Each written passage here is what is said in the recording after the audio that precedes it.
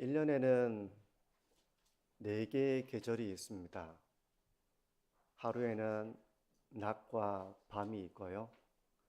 또 어떤 날은 하루에도 날씨가 변덕스럽게 맑았다가 흐렸다가 안개가 끼었다가 비가 왔다가 그럴 때도 있죠. 근데 우리의 삶도 이런 다양한 우여곡절과 변화의 소용돌이에서 우리가 살아갑니다. 우리가 한 끼 식사도 제대로 할 수 없어서 참 가난하고 힘들게 살아가는 때도 있고요.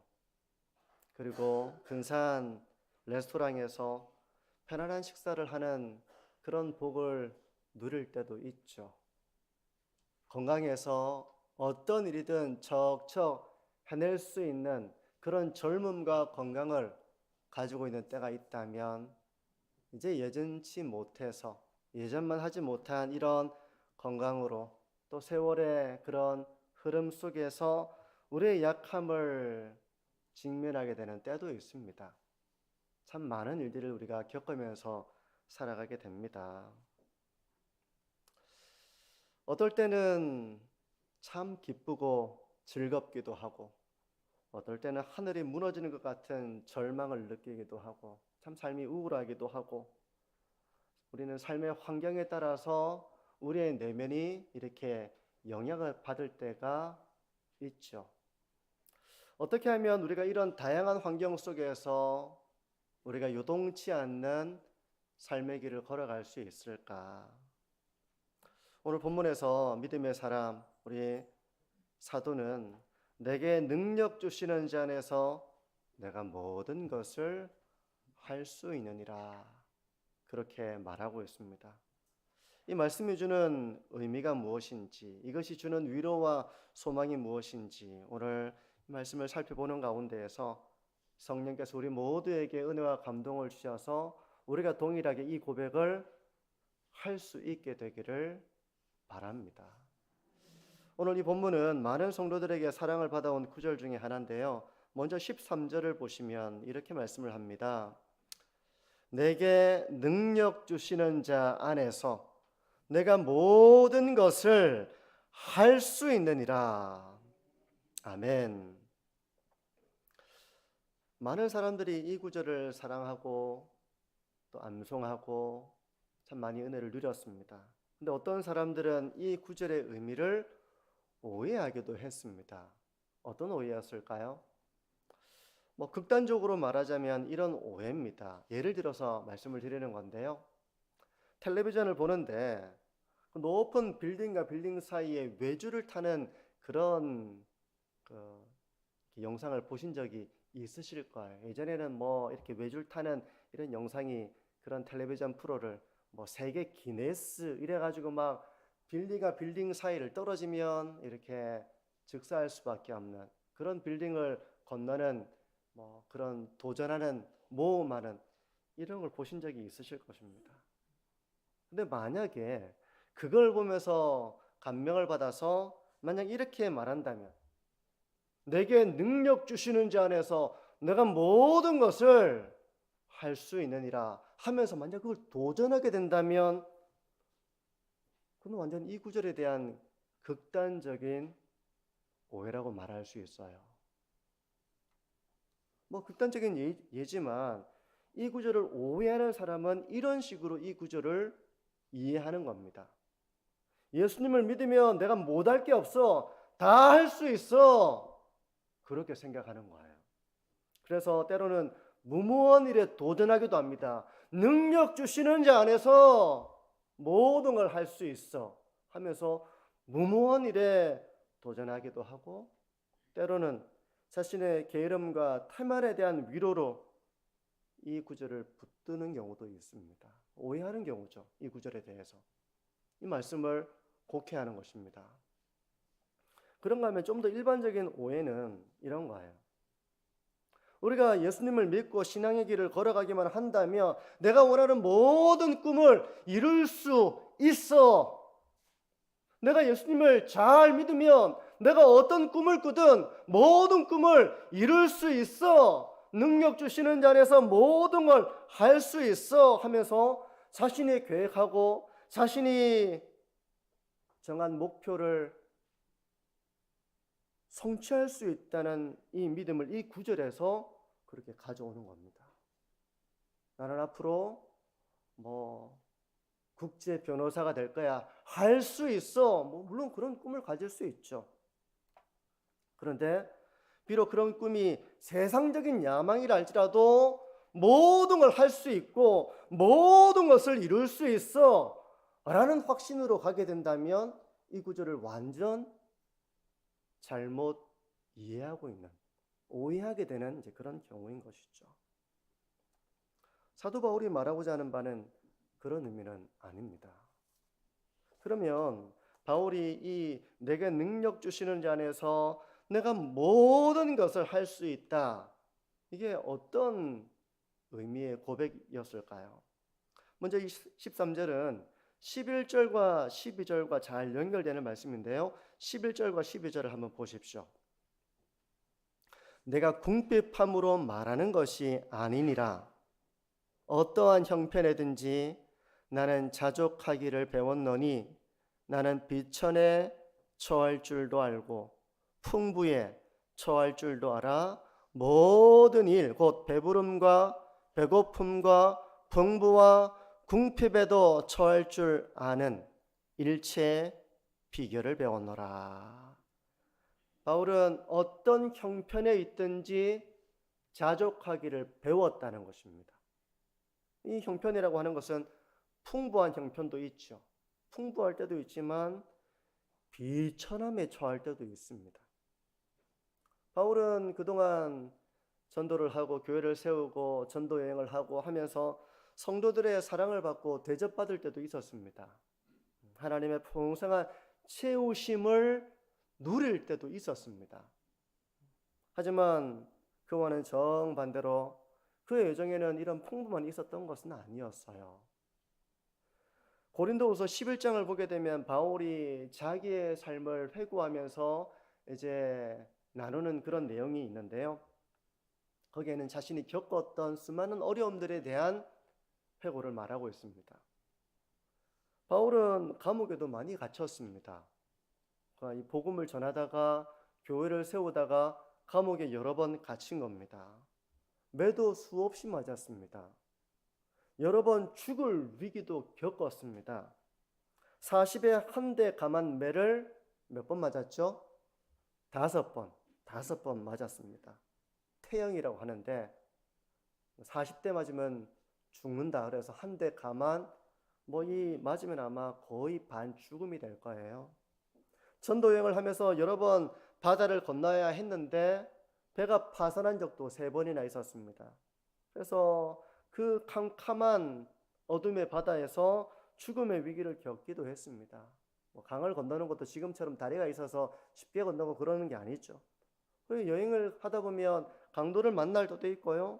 동적인 유대인의 그런 박해도 있지만 이방인의 증오도 있습니다. 숱한 어려움들을 겪고 배고픔을 많이 겪었다고 얘기합니다. 자지도 못했다고 말합니다. 헐벗음을 겪었다고 고백을 하고 있어요. 그러므로 바울이 능력 주시는 자 안에서 모든 것을 할 수 있다, 이 고백은 자신의 삶이 풍부에 처하든지 비천에 처하든지 어떤 환경에 처하든지 그 안에서 나는 견디고 이겨낼 수 있습니다. 내게 능력 주시는 자 안에서 내가 모든 것을 할 수 있습니다, 이 고백인 거예요. 바울은 능력 주시는 자 안에서 그 많은 죽음의 위기와 위협과 어려움들을 이겨낼 수 있었고 이겨내는 것을 넘어서서 자족했다는 것입니다. 만족했다는 것입니다. 어떤 형편에 있든지 누군가와 비교하면서 베드로는 저렇게 편안하게 목회를 하는데 나는 이게 뭐지 하면서 자신의 처지를 비관하거나 우울하게 여기거나 비교하면서 박탈감을 느끼거나 하는 것이 아니라 어떤 형편에든지 바울은 자족하기를 배웠다는 것입니다. 그러므로 모든 것을 이기게 하시는 주님의 능력을 바울은 경험하면서 그 모든 비천에 처하고 풍부에 처하고 죽음의 위기를 겪고 배고프고 정처 없고 또 성도들의 따뜻한 보살핌과 사랑을 받고 하는 그 모든 가운데에서 환경 때문에 무너지는 것이 아니라 일치의 비결을 배우며 자족함을 배웠다는 것입니다. 이게 바로 그 고백이에요. 그러면 우리가 좀 궁금하잖아요. 어떻게 이 풍부와 비천, 풍부 때는 우리가 자족할 수 있습니다. 비천에 처하고 감옥에 갇히고 안락함이 아니라 불편함을 겪고 안도하고 참 다행이다 이런 때가 아니라 위기를 겪고 죽음과 강도와 위협과 이런 상황 속에서 어떻게 만족할 수 있었을까? 그를 만족하게 한 그 그리스도의 능력은 무엇이었을까? 그에게 능력 주시는 자 안에서 모든 것을 할 수 있다고 했을 때 그 능력은 어떤 것이었을까? 나도 좀 그런 능력 받아봤으면 좋겠다 이렇게 생각이 들잖아요. 어떤 것이었기에 바울은 죽을 위기도 이겨내고 매를 맞고 참 죽음의 위기에 또 밥을 먹지 못하고 잠을 자지 못하는 그 모든 고생을 이겨내면서도 자족하노라 이렇게 고백할 수 있었을까? 바울은 뭐라고 말합니까? 내게 능력 주시는 자 안에서 그 모든 걸 할 수 있었다는 것입니다. 능력 주시는 자 안에서 그는 자족할 수 있었던 것입니다. 그의 능력이 아닙니다. 능력 주시는 자 안에서 바울은 감사할 수 있었고 만족할 수 있었고 이겨낼 수 있었고 버틸 수 있었고 감당할 수 있었고 전진할 수 있었고 포기하지 않을 수 있는 그런 하나님의 사명을 감당했노라 고백하는 것입니다. 그러면 어떻게 하면 능력 주시는 자 안에 거할 수 있을까? 그 안에서 감당할 수 있었다고 말하고 있거든요. 능력 주시는 자 안에서 어떻게 하면 능력 주시는 자 안에 거할 수 있습니까? 어떻게 하면 그 능력 주시는 자 안에 거하는 것입니까? 여기서 능력 주시는 자 안에, 다시 말해서 그리스도 안에 거한다는 것은 바로 그리스도와의 인격적인 관계 속에서 살아가는 것을 의미합니다. 우리 성도님들은 주님과의 인격적인 교제를 누린다는 것이 어떤 것인지 체험적으로 알고 계십니까? 문자로 말고 체험적으로 알고 계십니까? 바울에게는 바로 주님과의 인격적인 교제를 누리는 이 체험 가운데에서 어떤 형편에 있든지 만족할 수 있었고 감당할 수 있었고 앞으로 전진해 나갈 수 있었던 것을 고백하고 있는 거예요. 주님과 인격적인 교제를 누린다는 거, 어떻게 이것을 체험하는, 누리게 되는가, 두 가지를 좀 말씀드리려고 하는데요. 첫 번째, 성도는 말씀 속에서 그리스도와 인격적인 교제를 누리게 됩니다. 말씀 속에서 그리스도와의 인격적인 교제를 체험하게 되는 겁니다. 골로새서 3장 16절에는 이런 말씀이 있어요. 그리스도의 말씀이 너희 속에 풍성히 거하여, 그리스도의 말씀이 너희 속에 풍성히 거하여. 여기서 그리스도의 말씀이라고 하는 것은 예수님이 직접 하신 말씀도 그리스도의 말씀이지만 넓게 보자면 모든 성경이 그리스도를 가리키고 있는 말씀입니다. 예수님도 그렇게 말씀하셨잖아요. 요한복음에서 이 성경이 곧 나에게 대하여 증언하고 있다. 그러므로 바울은 이 그리스도의 말씀이 성도의 내면에 풍성히 거하게 될 때, 그리스도의 말씀이 성도의 내면에 풍성히 거하게 될 때 그 성도는 그리스도의 강한 영향을 받게 됩니다. 문자로 설명하면 이런 거예요. 그래서 그 사람의 생각이 바뀝니다. 생각이 바뀌어요. 그 사람의 말이 바뀝니다. 그 사람의 행동이 그리스도의 영향을 받게 되는 겁니다. 친구를 보면 그 사람을 안다, 이런 말이 있죠. 그리스도와 교제하고 주님을 친구로 삼고 인격적인 교제를 누리게 되면 저 사람에게서는 그리스도의 향기가 나는구나, 그런 실제적인 영향을 받게 되는 거예요. 이것이 바로 말씀 안에서 그리스도와의 인격적인 교제를 누리는 것이고 그리스도 안에 거하는 것입니다. 그리스도의 말씀이 우리 가운데 풍성히 거함으로 결국 우리가 그리스도 안에 거하게 되는 그런 영적인 체험을 하게 되는 것이죠. 그러므로 말씀을 통해서 성도는 그리스도와의 인격적인 관계, 인격적인 교제를 경험합니다. 체험합니다. 말씀을 통해서 나에게 그리스도의 생명이 충만해짐을 경험합니다. 경험하는 거예요. 그 말씀이 내 안에서 살아 역사합니다. 나의 추함을 보게 되는 겁니다. 나의 허물을 보게 되는 것입니다. 그러면서 하나님 앞에 회개하는 심령의 변화가 나타나게 되는 것이죠. 신령한 것을 사모하게 되는 것이죠. 이 변화가 그리스도의 말씀이 우리 가운데 풍성히 거할 때, 그리스도와의 인격적인 교제를 누릴 때 이런 변화와 체험을 우리가 하게 되는 것이죠.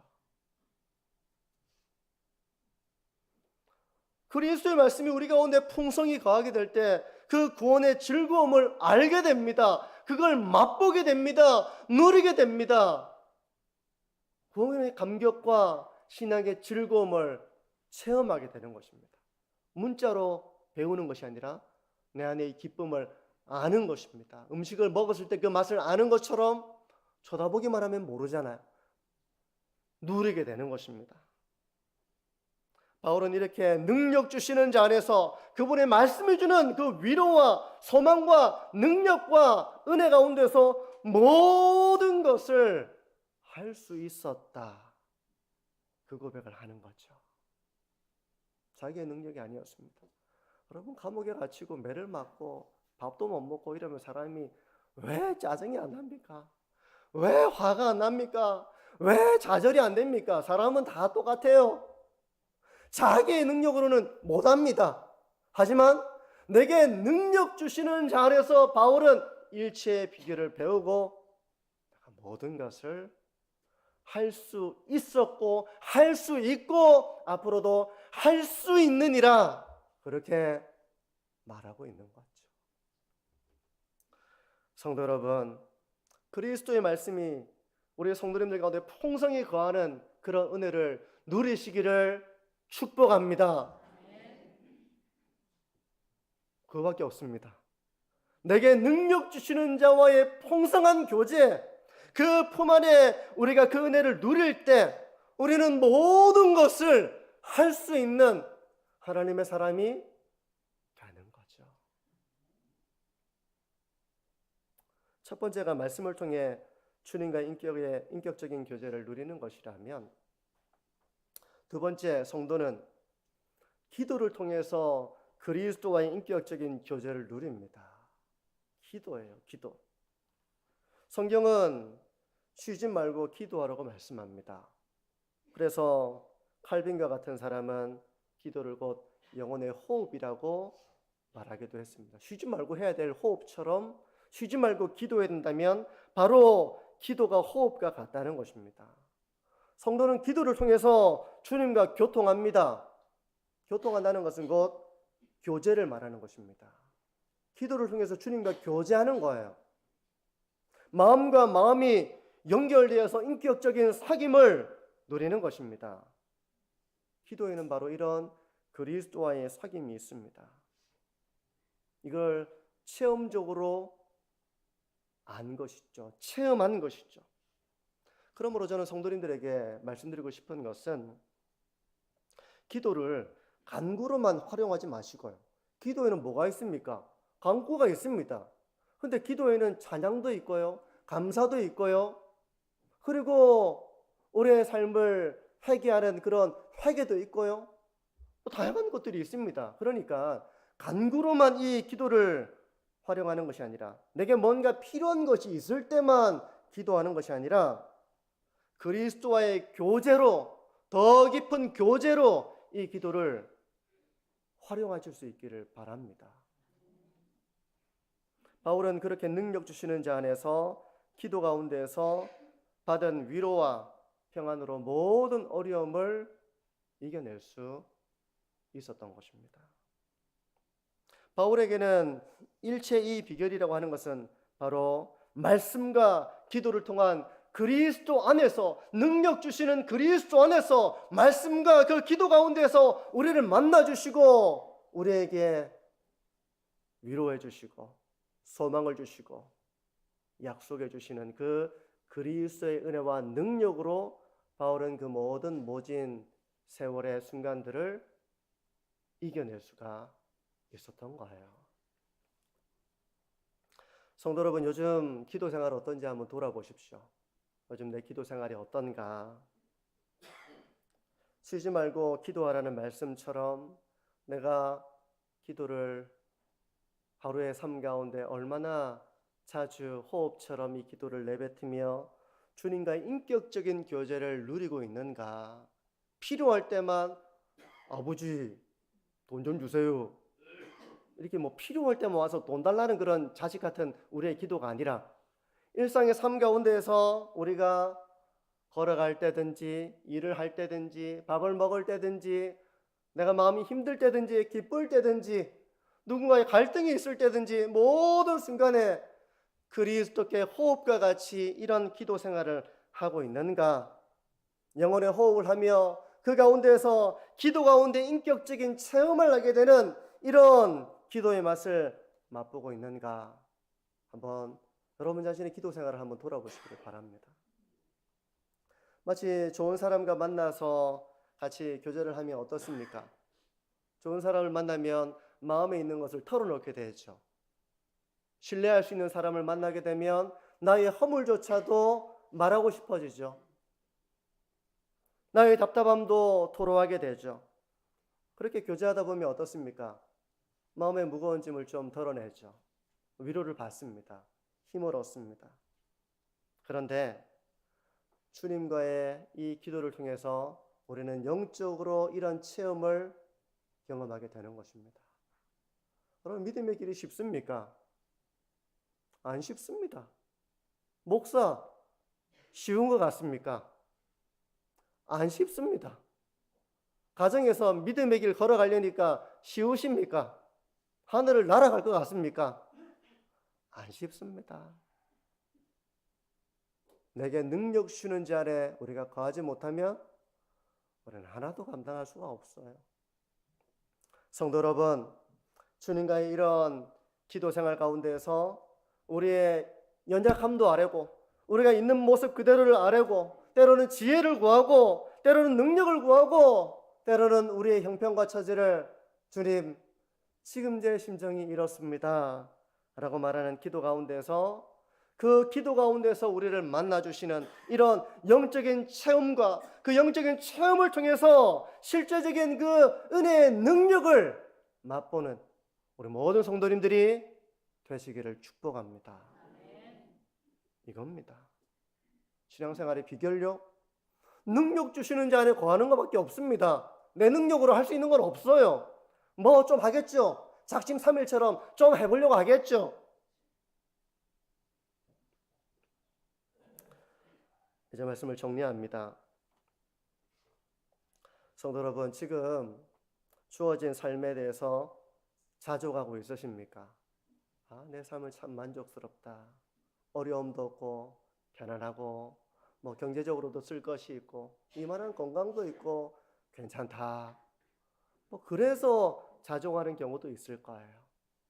하지만 그런 환경에 의한 자족이 아니라 내가 풍부에 처하든 비천에 처하든 건강하든 건강하지 못하든 배부르든 배부르지 못하든 잠을 잘 자든 감옥에 갇혀서 잠을 잘 수 없든 어떤 형편이든지 자족할 수 있는 이 복음의 능력을 체험하면서 살아가고 계십니까?